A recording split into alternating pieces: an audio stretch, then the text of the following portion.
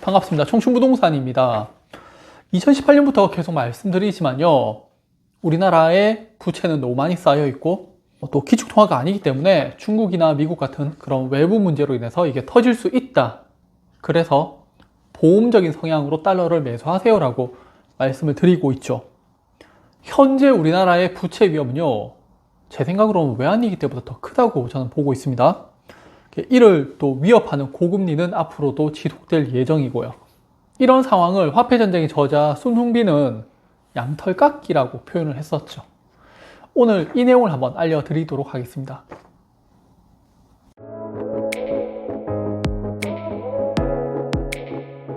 지금 보는 자료는요, GDP 대비 기업 부채 비율로 우리나라가 홍콩과 중국에 이어서 3위를 기록하고 있죠. 불과 작년까지만 해도 가계부채 문제를 이야기했었지만은 앞으로는 기업부채가 위험해지고 있습니다. 문재인 정부 때요, 계속적인 인플레이션 정책으로 부동산만 급등을 했었고 환율은 상승했었지만은 이게 기업 이익하고 연결되지 못했었죠. 제가 이를 유동성 위험이라고 말씀을 드렸었고요. 1997년 외환위기 당시에요, 우리나라 제조 부채 비율입니다. 400%에 육박한 수준으로 현재 제조 부채 비율은요, 한 100% 이내이기 때문에 문제가 없다라고 볼 수가 있는데 그 당시의 경제 상황, 그리고 현재의 경제 상황 등을 비교해 보면은 무조건 똑같다라고는 할 수는 없어요. 그 당시에 한보라는 그런 대기업도 부채 비율이 1000%가 넘었었고요. 현금 흐름에 대한 인식이 낮았던 그런 시대였어요. 제가 드리는 이야기는요, 기업 부채 비율이 계속적으로 지금 증가하고 있다는 걸 이야기 드리는 겁니다. 외환위기 당시에는요, 기업 대출이 문제였어요. 평균이 400%였고 달러가 부족하니까 흑자부도도 나는 그런 시대였는데 현재 우리나라는 가계부채도 문제가 되고 있습니다. 가계신용이 1875조 원을 찍었고요. 이게 어떤 의미냐면은 2024년 우리나라 예산이 한 656조 원 정도라고 합니다.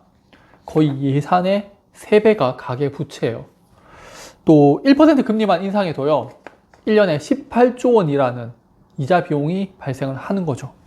우리나라의 대출금리는요, 현재 한 5% 정도 됩니다. 이 정도면은 버틸 수 있지 않을까? 네. 특히 윤석열 정부에서는 부동산 하락을 막고자 계속 정책금리로 해서 시중금리보다 낮은 금리로 계속적으로 유동성을 공급하고 있죠. 1997년에 외환위기 당시에요, 우리나라 대출금리가 한 12%에서 17%로 급등을 했었고요. 서브프라임 같은 경우에는 지속적으로 대출금리가 올라서 7.8%까지 상승을 했었죠. 자, 정리를 하자면요, 가계부채가 증가했고요, 기업부채가 증가하고 있는데 대출금리도 올라가고 있다는 거예요. 이게 무조건 우리나라가 망합니다 라는 그런 이야기는 아니에요. 다만 우리나라 부채가 터지게 되면은 다시 환율이 또 2,000원을 찍을 수 있는 그런 시대가 올 수 있을 것 같습니다. 위험 관리 차원에서 달러를 매수하자는 거예요.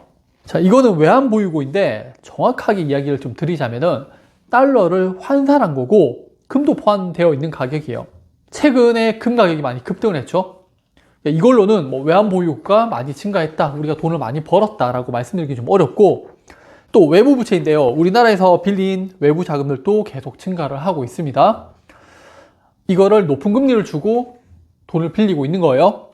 우리가 주택담보대출 이용할 때요, 금리가 올라도 돈을 못 갚으니까 높은 이자를 지급해 줄 수밖에 없는 거죠. 기업들도요, 외부 부채 금리가 올라도 돈을 못 갚는 기업들은 또 대출 금리를 올려줄 수밖에 없는, 그리고 그런 기업들이 쌓이게 되면은 터지게 되겠죠. 그러면은 또다시 환율이 상승하게 될 거고, 저는 그런 사태를 좀 미연에 방지하고자 우리의 자산을 지키기 위해서 그래서 달러 매수를 이야기 드리는 겁니다. 마지막으로요, 미국의 M1하고 우리나라의 M1에 대해서 좀 비교를 해보면요, 먼저 움직이고 뭐 늦게 움직이고 또 돈을 좀 많이 풀고 좀 적게 풀고 그런 차이는 있겠지만요, 둘 다 서브프라임 이후에 돈을 엄청나게 풀었죠. 그리고 미국은 이 유동성을 회수하는 작업을 계속하고 있습니다. 이거를 보통 파티는 끝났다라고 표현을 하죠.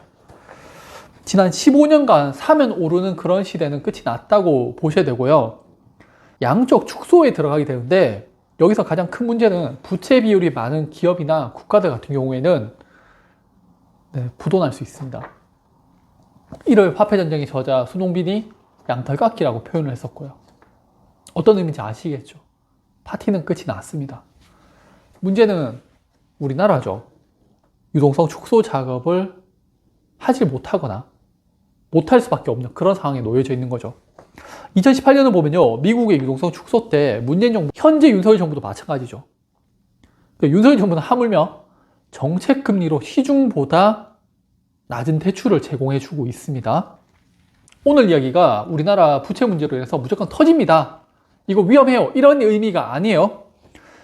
이런 문제는요, 뭐 화폐 리뷰트나 화폐 개혁 등을 통해 가지고 방어할 수 있어요.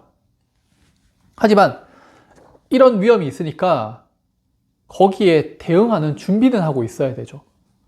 다들 보험 들고 있잖아요. 어떤 사건이나 사고에 대비해서. 달러도 똑같은 겁니다. 대한민국에서 기업 부채하고 가계 부채라는 리스크가 너무나도 커지고 있기 때문에 터질 수 있다는 거예요. 터진다가 아니라. 그래서 만약에 터지게 되면은 거기에 대해서 상당히 큰 자산의 손실을 볼 수 있기 때문에 거기에 대한 해치, 보험 차원에서 달러를 매수하자고 하는 겁니다. 네, 그러면 오늘 영상 또 봐주셔서 감사하고요. 다음번에 다른 영상으로 찾아뵙도록 하겠습니다. 감사합니다.